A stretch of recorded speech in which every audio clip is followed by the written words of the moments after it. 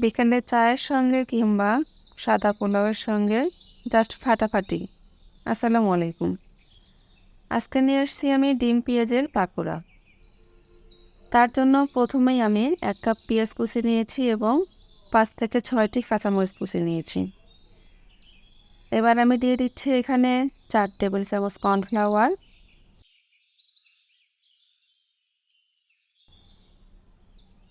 দিয়ে দিচ্ছি স্বাদ মতো লবণ, দিয়ে দিলাম হাফ চা চামচ আদা রসুন বাটা, একটা ডিম। এবার এটাকে আমি ভালো করে মাখিয়ে নিব। এবার এর মধ্যে আমি একটি ম্যাগি মশলা দিয়ে দিলাম। আমার বাচ্চারা ম্যাগি মশলাটা খুব পছন্দ করে, তাই আমি দিলাম। এটা অপশনাল, না দিলেও চলবে।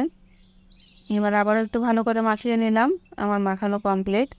আমি চুলায় একটা কড়াই বসিয়ে দিয়েছি। কড়াই সাদা তেল দিলাম, এটা ডিপ ফ্রাই করব। মিডিয়াম টু লো হিটে আমি তেলটা গরম করে নিয়েছি। আমি প্রথম ব্যাচ দিয়ে দিচ্ছি।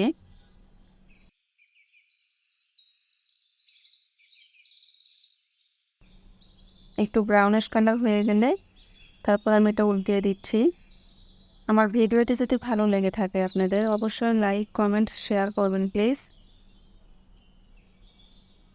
আমার প্রথম ব্যাচটি ভাজা হয়ে গেছে আলহামদুলিল্লাহ। এবার এটা আমি উঠিয়ে নিচ্ছি।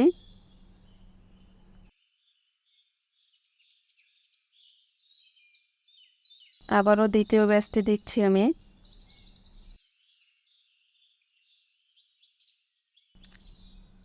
দ্বিতীয় ব্যাচটি আমি ভেজে নেব এভাবে মিডিয়াম টু লো হিটে।